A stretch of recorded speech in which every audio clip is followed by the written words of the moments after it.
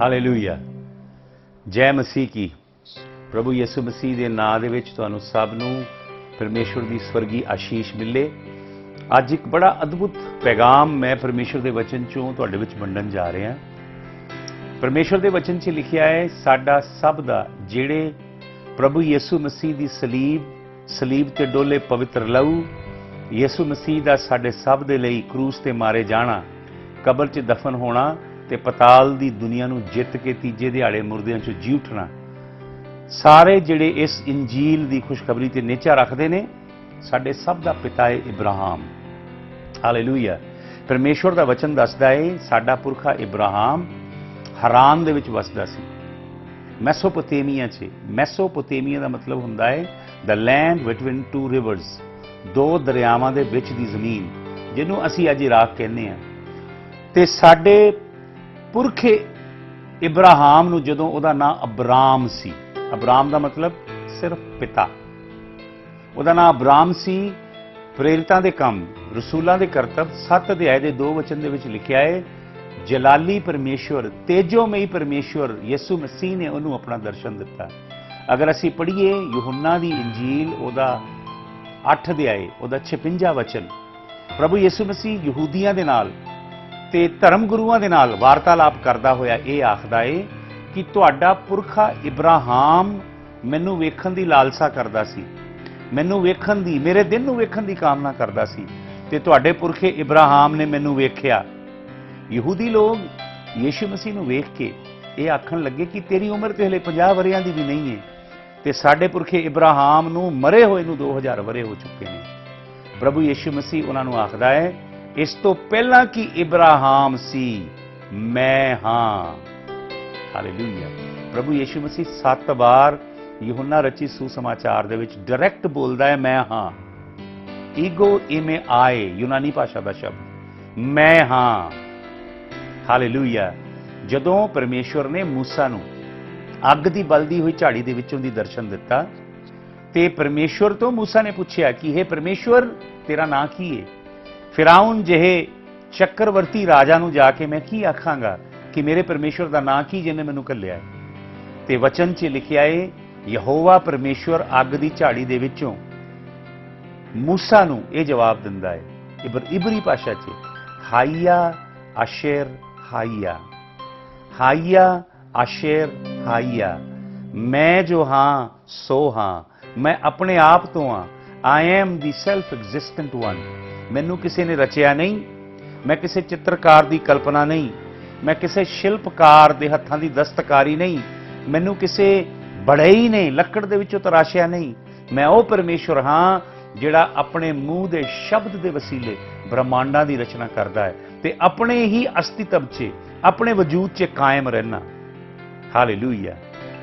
ਉਸੇ ਸ਼ਬਦ ਨੂੰ ਅਸੀਂ ਕਹਿੰਦੇ ਹਾਂ ਯਹੋਵਾ, ਯਹੂਆ ਜਾਂ ਯਹੋਵਾ ਜਾਂ ਯਾਹਵੇ, ਲੇਕਿਨ ਇਬਰੀ ਭਾਸ਼ਾ 'ਚ 4 ਸ਼ਬਦ ਨੇ, ਯੁੱਧ ਹੈ ਵਾਵ ਹੈ।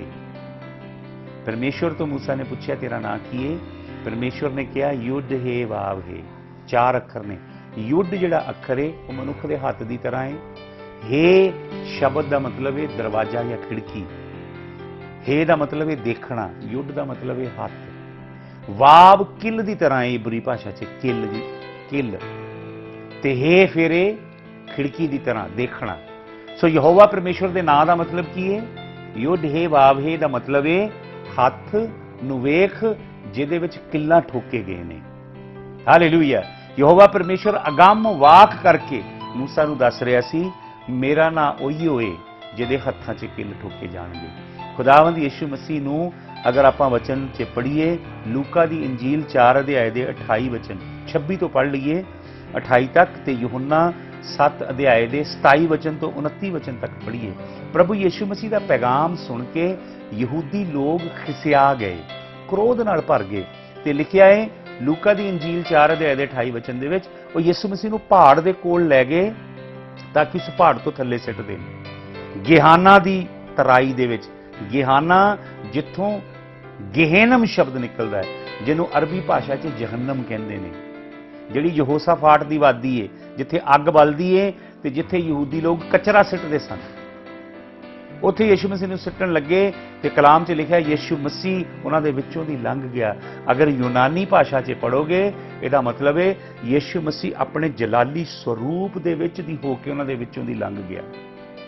ਹਾਲੇਲੂਇਆ। ਤੇ ਅਸੀਂ ਪੜ੍ਹਦੇ ਹਾਂ ਯੂਹੰਨਾ ਦੀ ਇੰਜੀਲ 27 ਅਧਿਆਇ ਦੇ 28, 29 ਤੇ 30 ਵਚਨ 'ਚ ਯीशु ਮਸੀਹ ਉਹਨਾਂ ਨੂੰ ਦੱਸਦਾ ਹੈ। ਯीशु ਮਸੀਹ ਕਹਿੰਦਾ ਹੈ ਮੈਂ ਤੇ ਮੇਰਾ ਪਿਤਾ ਇੱਕ ਹਾਂ, ਮੈਂ ਤੇ ਮੇਰੇ ਪਿਤਾ ਦਾ ਵਜੂਦ ਇੱਕ ਹੈ।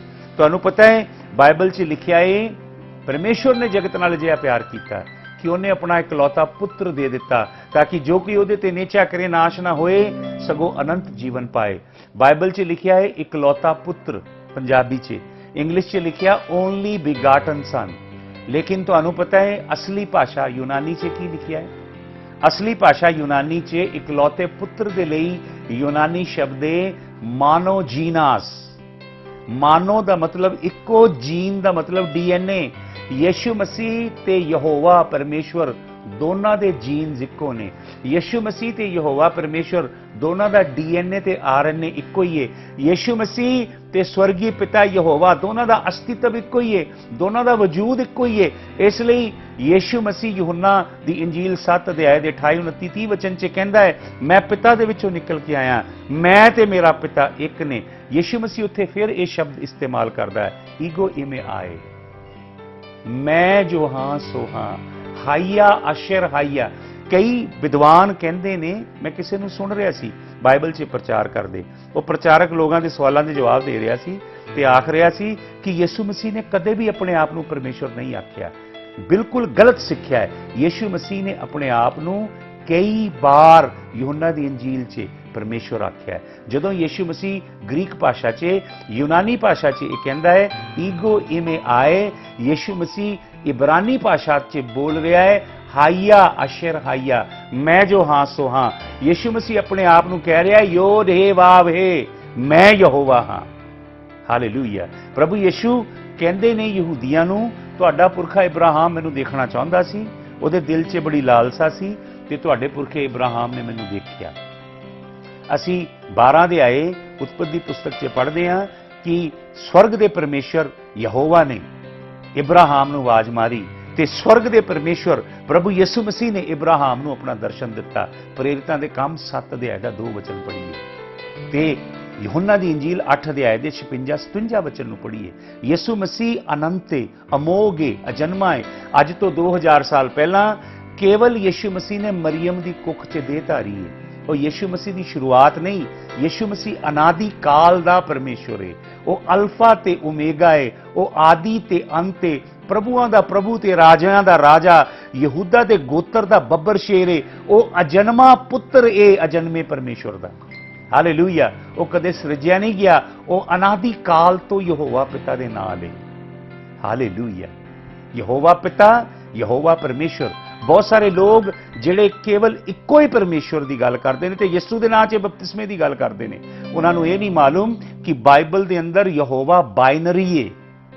ਅਸੀਂ 2 ਯਹੋਵਾ ਦੇਖਦੇ ਹਾਂ ਬਾਈਬਲ 'ਚ, ਇੱਕ ਯਹੋਵਾ ਪਿਤਾ ਹੈ ਤੇ ਇੱਕ ਯਹੋਵਾ ਉਹਦਾ ਅਨੰਤ ਪੁੱਤਰ ਹੈ। ਹਾਲੇਲੂਇਆ। ਯਹੋਵਾ ਪਰਮੇਸ਼ਵਰ ਨੇ, ਯਹੋਵਾ ਪੁੱਤਰ ਨੇ ਇਬਰਾਹਿਮ ਨੂੰ ਦਰਸ਼ਨ ਦਿੱਤਾ। ਉਹ 75 ਵਰਿਆਂ ਦਾ ਸੀ। ਉਹ ਪਰਮੇਸ਼ਰ ਦੀ ਆਵਾਜ਼ ਨੂੰ ਸੁਣ ਕੇ ਪਰਮੇਸ਼ਰ ਦੇ ਪਿੱਛੇ ਪਿੱਛੇ ਚੱਲਣ ਲੱਗਾ। ਪਰਮੇਸ਼ਰ ਨੇ ਉਹਨੂੰ ਫਲਵੰਤ ਕੀਤਾ, ਆਸ਼ੀਸ਼ਿਤ ਕੀਤਾ। 13 ਅਧਿਆਏ ਉਤਪਤੀ ਦੀ ਪੁਸਤਕ 'ਚ ਅਸੀਂ ਪੜ੍ਹਦੇ ਹਾਂ ਕਿ ਇਬਰਾਹਿਮ ਬਹੁਤ ਅਮੀਰ ਤੇ ਧਨੀ ਹੋ ਗਿਆ। ਉਹਦੇ ਇੱਜੜ ਵੱਧ ਗਏ, ਸੋਨਾ ਚਾਂਦੀ ਕੀਮਤੀ ਸ਼ੈਵਾਂ ਦੀ ਵਾਫਰੀ ਹੋ ਗਈ ਇਬਰਾਹਿਮ ਦੇ ਕੋਲ। 15 ਤੇ ਪਰਮੇਸ਼ਰ ਬਾਰ-ਬਾਰ ਇਬਰਾਹਿਮ ਨੂੰ ਦਰਸ਼ਨ ਦੇ ਰਿਹਾ ਹੈ। 12 ਅਧਿਆਏ 'ਚ ਦਰਸ਼ਨ ਦਿੰਦਾ ਹੈ, 13 ਅਧਿਆਏ 'ਚ ਦਰਸ਼ਨ ਦਿੰਦਾ ਹੈ, 15 ਅਧਿਆਏ ਦੇ ਵਿੱਚ ਫਿਰ ਯਹੋਵਾ ਪਰਮੇਸ਼ਰ ਇਬਰਾਹਿਮ ਨੂੰ ਦਰਸ਼ਨ ਦਿੰਦਾ ਹੈ। ਲੇਕਿਨ ਅਸੀਂ ਕੀ ਪੜ੍ਹਦੇ ਹਾਂ ਜੋ ਅੱਜ ਮੈਂ ਤੁਹਾਡੇ ਨਾਲ ਵਿਸ਼ੇ ਦੇ ਉੱਤੇ ਗੱਲ ਕਰਨ ਜਾ ਰਿਹਾ। ਉਤਪਤੀ ਦੀ ਪੁਸਤਕ 16 ਅਧਿਆਏ, ਉਤਪਤੀ ਦੀ ਪੁਸਤਕ 16 ਅਧਿਆਏ ਦੇ ਵਿੱਚ ਇੱਕ ਖਾਸ ਵਾਕਿਆ ਅਸੀਂ ਪੜ੍ਹਦੇ ਹਾਂ। ਉਤਪਤੀ ਦੀ ਪੁਸਤਕ 16 ਅਧਿਆਏ ਦੇ 16 ਵਚਨ ਨੂੰ ਮੈਂ ਪੜਾਂਗਾ, ਲੇਕਿਨ ਮੈਂ ਪਹਿਲਾਂ ਥੋੜਾ ਦੱਸਦਾ। ਇਬਰਾਹਿਮ ਪਰਮੇਸ਼ਵਰ ਦੇ ਨਾਲ ਚੱਲ ਰਿਹਾ। ਇਬਰਾਹਿਮ ਨੂੰ 7 ਰੈਵਲੇਸ਼ਨ, 7 ਮੁਕਾਸ਼ਿਫੇ, 7 ਪ੍ਰਕਾਸ਼ ਪਰਮੇਸ਼ਵਰ ਨੇ ਆਪਣੇ ਚਿਹਰੇ ਦੇ ਅਲੱਗ-ਅਲੱਗ ਰੂਪ ਸਾਡੇ ਪੁਰਖੇ ਅਬਰਾਮ ਦੇ ਉੱਤੇ, ਜਿਹਦਾ ਪਰਮੇਸ਼ਰ ਨੇ ਬਾਅਦ ਦੇ ਵਿੱਚ ਨਾਂ ਬਦਲ ਕੇ ਇਬਰਾਹਿਮ ਕਰ ਦਿੱਤਾ। ਕੀ ਹੋਇਆ ਕਿ ਜਦੋਂ ਅਕਾਲ ਪੈ ਗਿਆ ਤੇ ਅਬਰਾਮ ਨੇ ਕੀ ਕੀਤਾ? ਉਹ ਮਿਸਰ 'ਚ ਚਲਾ ਗਿਆ। ਉਹਨੂੰ ਉੱਥੇ ਝੂਠ ਵੀ ਬੋਲਣਾ ਪਿਆ ਫਿਰੌਨ ਦੇ ਮੂਹਰੇ। अपनी पत्नी नूं भैन कहना पिया। हालांकि टैक्नीकली ਉਹਦੀ कज़न सी ते भैन कह के अब्राहम ने कोई झूठ नहीं बोलिया, पर टैक्नीकली वो सही है, लेकिन मॉरली नैतिक तौर पर उन्हें झूठ बोलिया। हालेलूया। ते वचन च लिखिया है, जदों वो मिस्र च गया, सब तो माड़ी गल ये घटी कि मिस्र की एक लौंडी कनक्यूबाइन, एक नौकरानी जिहदा नाम हाजरा सी, ਉਹਨੂੰ सारा अपने नाल लै चली।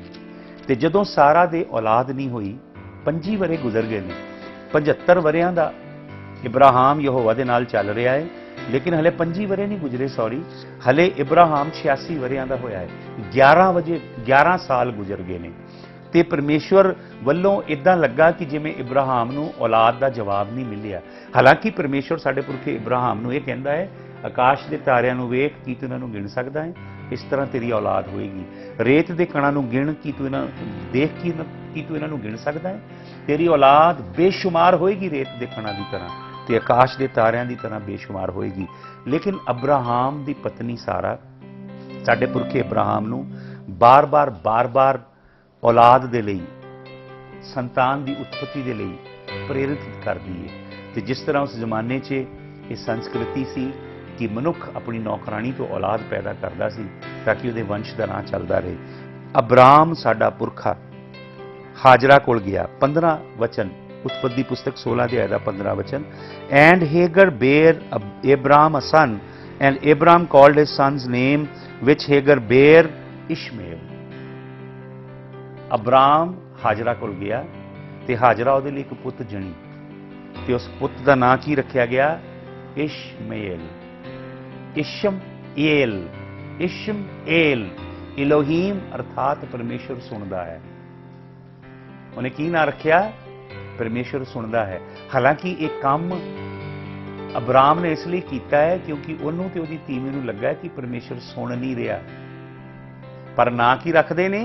परमेश्वर सुन रहा है। अब्राहम शरीर की औलाद है। अब्राहम दे पैदा होया पुत्र इशमाएल शरीर की औलाद है। इशमाएल वायदे की औलाद नहीं है। इशमाएल परमेश्वर की प्रतिज्ञा करके नहीं पैदा होया। इशमाएल जबरन पैदा की गई औलाद है। Son of compulsion, seed of the flash, शरीर का बीज है। शरीर का बीज हमेशा तुहानू तंग करेगा। अगर अब्राहम मिस्र ना जांदा, हाजरा नाल ना आंदी ते ना उन्हां दे इशमाएल जमदा ते ना अज भी अब्राहम की औलाद दुख भोगदी। तुसीं पिछले दिनों से सुन रहे सी, गोलन हाइट तो हज़ारां रॉकेट सिੱਟੇ हमास ने। हमास ते उन्हां नाल मुस्लिम ब्रदरहुड, अलकैदा वगैरह सब मिले ने। ये सब मुस्लिम अरबी लोग जिहड़े ने इजराइल दी वखियां च कंडियां दी तरह चुभदे ने। क्यों? क्योंकि साडे पुरखे अब्राहम ने एक गलती की। ते की लिखिया है 16 वचन। And Abraham was 86 years old। हुण अब्राहम की उम्र है 86 वरे।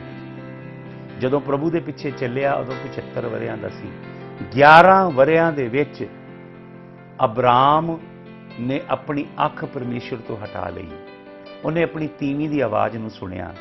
उन्हें शरीर की औलाद पैदा की ते 86 वरे अब्राहम की उम्र इत्थे पवित्र आत्मा ने लिखवाई 16 अध्याय के 16 वचन दे विच। हुण असीं 17 अध्याय के पहले वचन च आने हां। And when Abraham was 99 years old and 9, 90 years old and 9, हुण अब्राहम की उम्र कितनी हो गई है? 99 वरे। पिछली आयत विच साडे पुरखे, साडे सब विश्वासियों के प्यो की उम्र है 86 साल। हुण साडे प्यो की उम्र हो गई है 99 साल। 99 चों 86 माइनस करिए तो 13 साल। ये 13 सालों का कोई भी वेरवा पवित्र आत्मा ने नहीं लिखवाया बाइबल दे विच। ये 13 वरे इब्राहिम ने की कीता, इब्राहिम किस तरह परमेश्वर के नाल चलिया, पवित्र आत्मा ने कुछ भी नहीं लिखवाया। अब्राहम के 13 सालों की जर्नी, 13 सालों की यात्रा के बारे पवित्र आत्मा ने बाइबल से कुछ नहीं लिखवाया। तुहानू पता क्यों? क्योंकि 13 वरे परमेश्वर साडे पुरखे अब्राहम तो रुसिया सी, साडे पुरखे अब्राहम तो नाराज सी। परमेश्वर ने अपने चेहरे का चानन अब्राहम के उत्ते नहीं चमकाया। हालांकि अब्राहम इन्हां 13 वरियां 'च उन्हें किसी नूं पता नहीं लगन दिता। कि ਉਹਨੂੰ परमेश्वर की हजूरी महसूस नहीं हो रही। ਉਹਨੇ ਕਿਸੇ ਨੂੰ पता नहीं लगन दिता कि यहोवा हुण मेरे अंग संग नहीं है। ਉਹ सुबह अपनी शाही चोगे ਨੂੰ पा के खड़ा हुंदा होएगा, अपने हथ दे विच वड्डी लाठी लैके चरवाहे दी अपने पूरे घराने ਨੂੰ अपने डंगर ते मवेशियां ਨੂੰ आशीर्वाद दिंदा होएगा।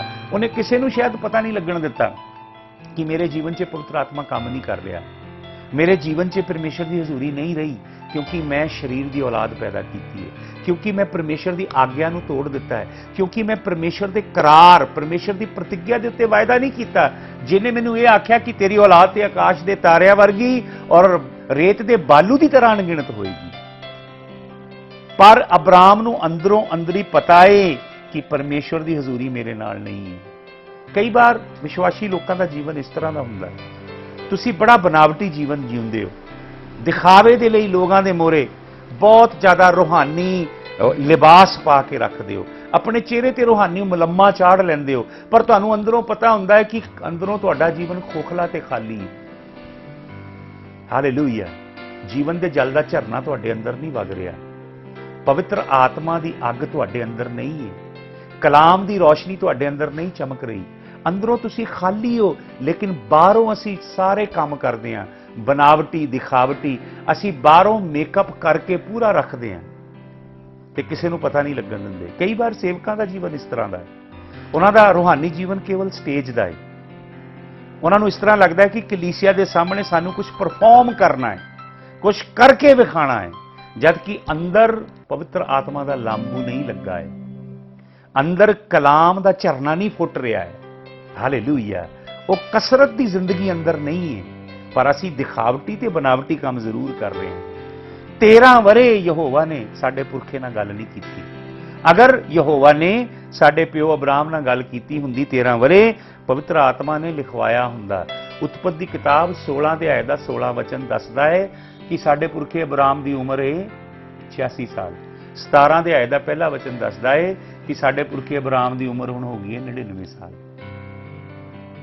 वो 13 वरियां की नाफरमानी की जिंदगी, अण आग्याकारता की जिंदगी, परमेश्वर नाल कीती बेवफाई भरिया जीवन, बाहरी मुखौटा पा के अपने आप को ढक्कन का जीवन यहोवा पिता ने पवित्र आत्मा के द्वारा नहीं लिखवाया बाइबल 'ਚ।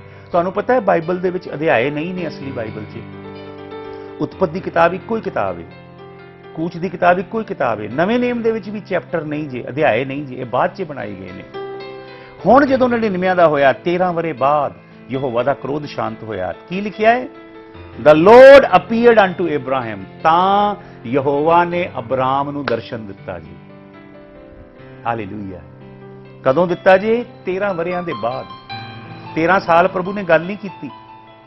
तुसीं नाफरमानी का जीवन जियोगे, पाप च डुबिया जीवन जियोगे, परमेश्वर दे नाल बेवफाई का जीवन जियोगे, बाहरों किन्ना भी अपने आप नूं, अपना एक्सटीरियर किन्ना भी सोहना बना के क्यों ना रखो, तुसीं अंदरों जानदे हो तुहाडा जीवन किस तरह का है। तुसीं जिहड़े मैनूं सुन रहे हो उस वेले, तुहानूं पता है तुहाडे अंदरूनी जीवन की हकीकत। इसलिए कलाम 'ਚ लिखिया धोखा ना खाओ।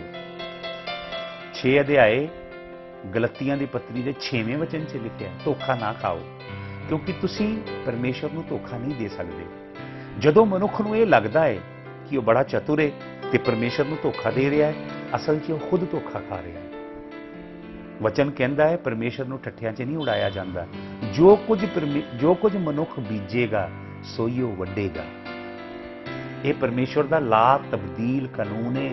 हर बीज जिहड़ा तुसीं बीजिया है उहदी फसल तुहाडी झोली 'ਚ आएगी। अब्राहम दे नाल परमेश्वर की नाराजगी 13 साल बाद गई है। अब्राहम उन्होंने दर्शन दिंदा है तो की आखदा है? 13 साल बाद बोल रहा जे परमेश्वर, 13 साल बाद दर्शन दे रहा है तो की कह रहा है? I am the almighty God, मैं सर्वशक्तिमान परमेश्वर हाँ, पंजाबी 'ਚ लिखिया है। लेकिन असली भाषा 'ਚ हीबरू 'ਚ तुहानूं पता की लिखिया है? परमेश्वर अपना एक चेहरा दिखा रहा है। परमेश्वर अब्राहम नूं कई चेहरे अपने दिखाउंदा है।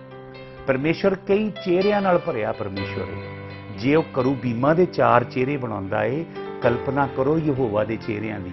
परमेश्वर के चेहरे का एक पहलू परमेश्वर का एक नवा प्रकाश है, एक नवी रोशनी है परमेश्वर के चेहरे को वेखना। परमेश्वर एक अपना नवा चेहरा दिखा रहा है और परमेश्वर अब्राहम को कहता है आई एम एल शदाई, मेरा नाम है एल शदाए। एल शदाए का मतलब पता की है? एल शदाए का मतलब है एक इहो जी मां जिहदे आंचल च बड़ियां छातियां ने। जिस तरह एक छोटा बच्चा है, बालक, वो अपनी मां के आंचल ते भरोसा रखता है कि ਉਹਦੀ मां ਦੇ सीने ਵਿੱਚ ਦੁੱਧ है, जिथों ਉਹਨੂੰ पौष्टिक खुराक मिलेगी ਤੇ ਉਹਦੀ ਭੁੱਖ ਤ੍ਰਿਪਤ ਹੋਏਗੀ। ਆਪਣੀ ਮਾਂ ਨੂੰ ਚਿੰਬੜ ਜਾਂਦਾ ਹੈ ਕਿਉਂਕਿ ਉਹਨੂੰ ਪਤਾ ਹੈ ਉਹਦੀ ਮਾਂ ਦੀ ਆਂਚਲ 'ਚ ਦੁੱਧ ਹੈ ਤੇ ਉਹ ਨਿਰਮਲ ਦੁੱਧ ਇੱਕ ਨਵੇਂ ਪੈਦਾ ਹੋਏ ਬੱਚੇ ਦੇ ਲਈ ਸਭ ਤੋਂ ਵੱਧ ਪੌਸ਼ਟਿਕ ਖੁਰਾਕ ਹੈ। ਇਸੇ ਤਰ੍ਹਾਂ ਐਲ ਸ਼ਦਾਈ ਦਾ ਮਤਲਬ ਕੀ ਹੈ? ਪਰਮੇਸ਼ਰ ਇੱਕ ਇਹੋ ਜੀ ਮਾਂ ਹੈ ਜਿਹਨੂੰ ਬਹੁਤ ਸਾਰੀ ਛਾਤੀਆਂ ਲੱਗੀਆਂ ਨੇ। ਦ ਬ੍ਰੈਸਟਡ ਵਨ ਹੀਬਰੂ ਸ਼ਬਦ ਦਾ ਮਤਲਬ ਹੈ ਬਹੁਤ ਸਾਰੀ ਛਾਤੀਆਂ ਵਾਲੀ ਮਾਂ। ਪਰਮੇਸ਼ਰ ਅਬਰਾਮ ਨੂੰ ਕਹਿ ਰਿਹਾ ਹੈ ਕਿ ਤੂੰ ਹਾਜਰਾ ਕੋਲ ਚਲਾ ਗਿਆ ਸਾਂ, ਮੇਰੇ ਵੱਲ ਤੱਕ, ਮੈਂ ਬਹੁਤੀ ਛਾਤੀਆਂ ਵਾਲੀ ਤੇਰੀ ਮਾਂ ਜਿਹੜੀ ਤੇਰੀ ਹਰ ਜ਼ਰੂਰਤ ਨੂੰ ਪੂਰਾ ਕਰ ਸਕਦਾ, ਤੇਰੀ ਹਰ ਲੋੜ ਨੂੰ ਪੂਰਾ ਕਰ ਸਕਦਾ ਹੈ, ਤੇਰੀ ਹਰ ਜ਼ਰੂਰਤ ਤੋਂ ਵੱਡਾ ਮੈਂ ਤੇਰਾ ਸਿਰਜਣਹਾਰ, ਤੇਰਾ ਪਰਮੇਸ਼ਵਰ ਹਾਂ। ਹਾਲੇਲੂਇਆ। ਇਸ ਲਈ ਪਰਮੇਸ਼ਰ ਨੂੰ ਕੀ ਕਹਿੰਦਾ ਹੈ? ਵਾਕ ਬਿਫੋਰ ਮੀ, ਅਬਰਾਮ ਮੇਰੇ ਅੱਗੇ ਚੱਲ। 13 ਵਰੇ ਪਰਮੇਸ਼ਵਰ ਦੇ ਅੱਗੇ ਨਹੀਂ ਚੱਲਿਆ ਅਬਰਾਮ, 13 ਵਰੇ ਨਾਫਰਮਾਨੀ 'ਚ ਚੱਲਿਆ, 13 ਵਰੇ ਪਰਮੇਸ਼ਰ ਦੇ ਚਿਹਰੇ ਦੀ ਰੋਸ਼ਨੀ 'ਚ ਨਹੀਂ ਚੱਲਿਆ। ਪਰਮੇਸ਼ਰ ਕਹਿੰਦਾ ਵਾਕ ਬਿਫੋਰ ਮੀ। ਅਸਲੀ ਭਾਸ਼ਾ 'ਚ ਲਿਖਿਆ ਹੈ ਵਾਕ ਬਿਫੋਰ ਪਨੇਮ। ਅਸਲੀ ਭਾਸ਼ਾ 'ਚ ਪਰਮੇਸ਼ਰ ਕਹਿੰਦਾ ਪਨੇ ਦਾ ਮਤਲਬ ਚਿਹਰਾ। ਪਰਮੇਸ਼ਰ ਕਹਿੰਦਾ ਅਬਰਾਮ ਮੇਰੇ ਚਿਹਰੇ ਦੀ ਰੋਸ਼ਨੀ ਦੇ ਵਿੱਚ ਚੱਲ। ਅਸਲੀ ਭਾਸ਼ਾ 'ਚ ਜਿਹੜਾ ਸ਼ਬਦ ਹੈ ਪਨੇ ਜਾਂ ਪਨੇਮ, ਇਹ ਬਹੁਵਚਨ ਹੈ। ਪਰਮੇਸ਼ਰ ਦਾ ਇੱਕ ਚਿਹਰਾ ਨਹੀਂ ਹੈ, ਪਰਮੇਸ਼ਰ ਦੇ ਚਿਹਰੇ ਨੇ, ਬਹੁਤ ਚਿਹਰੇ ਨੇ। ਪਰਮੇਸ਼ਰ ਅਬਰਾਮ ਨੂੰ ਕਹਿ ਰਿਹਾ ਮੇਰੇ ਚਿਹਰਿਆਂ ਦੀ ਰੋਸ਼ਨੀ ਦੇ ਵਿੱਚ ਚੱਲ, ਮੈਨੂੰ ਦੇਖ ਇਸ ਤਰ੍ਹਾਂ, ਮੇਰੇ ਚਿਹਰੇ, ਮੇਰੇ ਬਹੁਤ ਸਾਰੇ ਚਿਹਰੇ ਨੇ, ਮਲਟੀਪਲ ਫੇਸਿਸ। ਪਨੇਮ, ਪਨੇ, ਇਹ ਜਿਹੜਾ ਇਬਰਾਨੀ ਭਾਸ਼ਾ ਦਾ ਸ਼ਬਦ ਹੈ ਇਹ ਬਹੁਵਚਨ ਹੈ। ਇਹਦਾ ਮਤਲਬ ਹੈ ਬਹੁਤ ਸਾਰੇ ਚਿਹਰੇ। ਪਰਮੇਸ਼ਰ ਕਹਿੰਦਾ ਮੇਰੇ ਚਿਹਰਿਆਂ ਦੇ ਤੇਜ, ਮੇਰੇ ਚਿਹਰਿਆਂ ਦੇ ਵਿੱਚੋਂ ਫੁੱਟਦੀ ਰੋਸ਼ਨੀ ਤੇਰੇ ਰਾਹਾਂ ਨੂੰ ਉਜਾਗਰ ਕਰੇਗੀ, ਉਹਦੇ ਵਿੱਚ ਚੱਲ, ਸਰੀਰ ਦੇ ਵਿੱਚ ਨਾ ਚੱਲ। ਹਾਲੇਲੂਇਆ।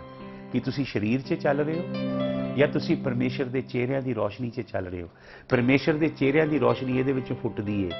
119 ਜ਼ਬੂਰ ਦੀ 105 ਆਇਤ ਦੱਸਦੀ ਹੈ ਤੇਰਾ ਕਲਾਮ ਮੇਰੇ ਕਦਮਾਂ ਦੇ ਲਈ ਚਿਰਾਗ ਹੈ ਤੇ ਮੇਰੇ ਰਾਹਾਂ ਦੇ ਲਈ ਰੋਸ਼ਨੀ ਹੈ। ਇਹ ਰੋਸ਼ਨੀ ਚਾਹੀਦੀ ਜੇ ਅਗਰ ਤੁਸੀਂ ਉਠਾਏ ਜਾਣਾ ਹੈ। ਜਿਹੜੀ ਲਾੜੀ ਨੇ ਆਪਣੇ ਆਪ ਨੂੰ ਤਿਆਰ ਨਹੀਂ ਕੀਤਾ, ਆਪਣੇ ਆਪ ਨੂੰ ਸ਼ੁੱਧ ਤੇ ਪਵਿੱਤਰ ਨਹੀਂ ਕੀਤਾ ਦੁਲਹਨ ਦੀ ਤਰ੍ਹਾਂ, ਤੇ ਜਿਹਦੇ ਅੰਦਰ ਰੋਸ਼ਨੀ ਨਹੀਂ ਜਗ ਰਹੀ, ਜਿਹੜੀ 5 ਬੁੱਧੀਮਾਨ ਸਨ ਉਹਨਾਂ ਦੇ ਅੰਦਰ ਰੋਸ਼ਨੀ ਜਗ ਰਹੀ ਸੀ। ਦੂਲਾ ਕੇਵਲ ਰੋਸ਼ਨੀ ਵੱਲ ਅਟਰੈਕਟ ਹੁੰਦਾ ਹੈ, ਰੋਸ਼ਨੀ ਨੂੰ ਦੇਖ ਕੇ ਆਕਰਸ਼ਿਤ ਹੁੰਦਾ ਹੈ। ਜਿਹੜੀਆਂ ਦੀ ਰੋਸ਼ਨੀ ਗੁੱਲੇ, ਦੂਲਾ ਉਹਨਾਂ ਨੂੰ ਵੜਨ ਨਹੀਂ ਦਿੰਦਾ ਮੰਡਪ ਦੇ ਅੰਦਰ ਤੇ ਦਰਵਾਜ਼ਾ ਬੰਦ ਕਰ ਦਿੰਦਾ। ਇਹ ਰੋਸ਼ਨੀ ਹੈ ਕਲਾਮ ਦੀ, ਇਹ ਪਰਮੇਸ਼ਰ ਦੇ ਚਿਹਰਿਆਂ ਦਾ ਤੇਜ ਹੈ। ਪਰਮੇਸ਼ਰ ਦੇ ਚਿਹਰਿਆਂ ਦੇ ਤੇਜ ਦੇ ਵਿੱਚ ਚੱਲਣਾ ਅਸੀਂ। ਪਰਮੇਸ਼ਰ ਕਹਿੰਦਾ ਮੇਰੇ ਚਿਹਰਿਆਂ ਦੀ ਰੋਸ਼ਨੀ ਵਿੱਚ ਚੱਲ ਤੇ ਕਾਮਿਲ ਬਣ, ਬੀ ਥਾਉ ਪਰਫੈਕਟ। ਇਬਰਾਨੀ ਭਾਸ਼ਾ 'ਚ ਸ਼ਬਦ ਹੈ ਤਮੀਮ। ਕਈ ਭੈਣਾਂ ਦੇ ਨਾਂ ਹੁੰਦੇ ਨੇ ਤਮੀਮਾ। ਤਮੀਮ ਦਾ ਮਤਲਬ ਹੈ ਕਾਮਲ। ਤਮੀਮ ਦਾ ਮਤਲਬ ਇਹ ਨਹੀਂ ਕਿ ਤੂੰ ਪਾਪ ਰਹਿਤ ਹੋ ਜਾਏਗਾ, ਤੂੰ ਗਲਤੀਆਂ ਕਰੇਗਾ, ਕਮੀਆਂ ਹੋਣਗੀਆਂ ਤੇਰੇ ਜੀਵਨ 'ਚ, ਤੂੰ ਗਿਰੇਗਾ ਤੇ ਫਿਰ ਉੱਠ ਖੜੋਏਗਾ, ਤੂੰ ਪਾਪ ਦੇ ਵਿੱਚ ਵਸਿਆ ਨਹੀਂ ਰਹੇਗਾ। ਜਿਹਨੇ ਨਵਾਂ ਜਨਮ ਪਾਇਆ ਹੈ ਕਿਸੇ ਵਿਅਕਤੀ ਨੇ, ਉਹਦੀ ਨਿਸ਼ਾਨੀ ਕੀ ਹੈ? ਅਗਰ ਉਹ ਗਿਰ ਜਾਏਗਾ ਤੇ ਤੁਰੰਤ ਉੱਠ ਖੜਾ ਹੋਏਗਾ। ਵਚਨ 'ਚ ਲਿਖਿਆ ਧਰਮੀ 7 ਵਾਰ ਡਿੱਗ ਕੇ ਵੀ ਖੜਾ ਹੋਏਗਾ ਪਰ ਦੁਸ਼ਟ ਵਿਪਤਾ ਦੇ ਨਾਲ ਲਟਕਾਏ ਜਾਣਗੇ। ਪਰ ਜਿਹੜੇ ਮੁਸਲਸਲ ਪਾਪ ਦੇ ਵਿੱਚ ਬਣੇ ਰਹਿੰਦੇ ਨੇ ਉਹ ਆਪਣੀ ਨਜਾਤ ਗਵਾ ਦੇਣਗੇ। ਕਲਾਮ ਦੱਸਦਾ ਜਿਹੜੇ ਪਾਪ ਤੋਂ ਕਿਨਾਰਾ ਨਹੀਂ ਕਰਦੇ, ਅਗਰ ਤੁਸੀਂ ਗਿਰੇ, ਤੁਸੀਂ ਇੱਕਦਮ ਪਛਤਾਪ ਕੀਤਾ, ਵਿਲਾਪ ਕੀਤਾ, ਪਰਮੇਸ਼ਰ ਅੱਗੇ ਰੋਏ, ਮੁੜ ਕੇ ਯਿਸੂ ਦੇ ਲਹੂ ਨੇ ਤੁਹਾਨੂੰ ਧੋਇਆ, ਤੁਸੀਂ ਮੁੜ ਕੇ ਪਰਮੇਸ਼ਰ ਦੀ ਸੰਗਤੀ 'ਚ ਬਹਾਲ ਹੋਣਾ। ਪਾਪ ਦੇ ਵਿੱਚ ਡੇਰਾ ਲਾ ਕੇ ਨਹੀਂ ਰੱਖਣਾ। ਪਰਮੇਸ਼ਰ ਕਹਿੰਦਾ ਹੈ ਮੇਰੇ ਚਿਹਰਿਆਂ ਦੀ ਰੋਸ਼ਨੀ ਦੇ ਵਿੱਚ ਚੱਲ ਤੇ ਕਾਮਿਲ ਹੋ। ਹਾਲੇਲੂਇਆ। ਭਾਈਓ ਤੇ ਭੈਣੋ, ਕੀ ਤੁਸੀਂ ਆਪਣੇ ਆਪ ਕਾਮਿਲ ਹੋ ਸਕਦੇ ਹੋ? ਕੀ ਤੁਸੀਂ ਆਪਣੇ ਯਤਨ ਦੇ ਨਾਲ, ਆਪਣੀ ਸ਼ਕਤੀ, ਆਪਣੇ ਬਲ ਨਾਲ ਕਾਮਿਲ ਹੋ ਸਕਦੇ ਹੋ? ਇਹਦੇ ਇਸ ਵਚਨ ਦੇ ਅੰਦਰ ਕੁੰਜੀ ਹੈ। ਪਰਮੇਸ਼ਰ ਕਹਿ ਰਿਹਾ ਹੈ ਜਿਹੜੀ ਕੁਦਰਤ ਤੈਨੂੰ ਕਾਮਲ ਕਰ ਸਕਦੀ ਹੈ ਉਹ ਮੇਰੇ ਚਿਹਰਿਆਂ ਦੀ ਰੋਸ਼ਨੀ ਹੈ। ਜੇ ਤੂੰ ਮੇਰੇ ਚਿਹਰਿਆਂ ਦੇ ਨੂਰ ਦੇ ਵਿੱਚ ਚੱਲੇਗਾ, ਮੇਰੇ ਚਿਹਰਿਆਂ ਦੀ ਰੋਸ਼ਨੀ ਤੈਨੂੰ ਕਾਮਿਲ ਕਰੇਗੀ। ਤੇਰੇ ਆਪਣੇ ਧਰਮ ਦੇ ਕੰਮ ਨਹੀਂ, ਤੇਰੀ ਆਪਣੀ ਧਾਰਮਿਕਤਾ ਨਹੀਂ, ਤੇਰੀ ਆਪਣੀ ਰਾਸਤਬਾਜ਼ੀ ਨਹੀਂ, ਤੇਰੇ ਆਪਣੇ ਰਾਹ ਨਹੀਂ, ਮੇਰੇ ਚਿਹਰਿਆਂ ਦੀ ਰੋਸ਼ਨੀ ਦੇ ਵਿੱਚ ਮੁਸਲਸਲ ਅਗਰ ਤੂੰ ਚੱਲਦਾ ਰਹੇਗਾ, ਮੇਰੇ ਚਿਹਰਿਆਂ ਦਾ ਨੂਰ ਤੈਨੂੰ ਕਾਮਿਲ ਕਰੇਗਾ। Hallelujah, hallelujah. ਆਓ ਅਸੀਂ ਪ੍ਰਾਰਥਨਾ ਕਰੀਏ। स्वर्गीय पिता, तेरा सच्चा जिਉਂਦਾ ਤੇ ਤਾਇਆ ਕਲਾਮ ਤੇਰੇ ਲੋਕਾਂ ਦੀ ਜ਼ਿੰਦਗੀਆਂ ਨੂੰ ਪਾਪ ਦੀ ਦਲਦਲ ਚੋਂ ਕੱਢੇ, ਧੋ ਕੇ ਚਟਾਨ ਦੇ ਉੱਤੇ ਖੜਾ ਕਰੇ। ਤੇਰੇ ਲੋਕ ਪ੍ਰਭੂ ਜੀ ਪਾਪ ਦੇ ਚੁੰਗਲ 'ਚ ਛੁੱਟ ਕੇ ਯਿਸੂ ਮਸੀਹ ਤੇਰੇ ਚਿਹਰਿਆਂ ਦੇ ਨੂਰ ਦੇ ਵਿੱਚ ਚੱਲਣ ਤੇ ਤੇਰੇ ਚਿਹਰਿਆਂ ਦਾ ਨੂਰ ਤੇਰੇ ਲੋਕਾਂ ਨੂੰ ਕਾਮਿਲ ਕਰੇ, ਸਿੱਧ ਕਰੇ, ਕਮੀਆਂ ਘਟੀਆਂ ਤਰੁੱਟੀਆਂ ਨੂੰ, ਗੰਦਗੀ ਨੂੰ ਬਾਹਰ ਕੱਢੇ। ਤੇਰਾ ਕਲਾਮ ਕਹਿੰਦਾ ਹੈ ਹਰ ਇੱਕ ਉਲਝਾਣ ਵਾਲੇ ਪਾਪ ਨੂੰ ਲਾ ਸਿੱਟੋ, lay aside all kind of besetting sin and run the race with perseverance that God has chalked out before you। ਤੇ ਉਸ ਦੌੜ ਨੂੰ ਸਬਰ ਦੇ ਨਾਲ ਦੌੜੋ ਜਿਹੜੀ ਦੌੜ ਨੂੰ ਦੌੜਨ ਦੇ ਲਈ ਯਹੋਵਾ ਪਰਮੇਸ਼ਰ ਨੇ ਸਾਨੂੰ ਸੱਦਿਆ ਹੈ। ਹਾਲੇਲੂਇਆ। ਯਹੋਵਾ ਪਿਤਾ, ਪ੍ਰਭੂ ਯਿਸੂ ਮਸੀਹ, ਪਵਿੱਤਰ ਆਤਮਾ ਸਾਨੂੰ ਸਭ ਨੂੰ ਯਿਸੂ ਮਸੀਹ ਦੇ ਜਲਾਲੀ ਚਿਹਰੇ ਦੇ ਨੂਰ ਦੇ ਵਿੱਚ ਚੱਲਣ ਦੀ ਕੂਵਤ ਦੇਵੇ। ਹਾਲੇਲੂਇਆ। ਯਿਸੂ ਮਸੀਹ ਦੇ ਨਾਮ 'ਚ ਆਮੀਨ।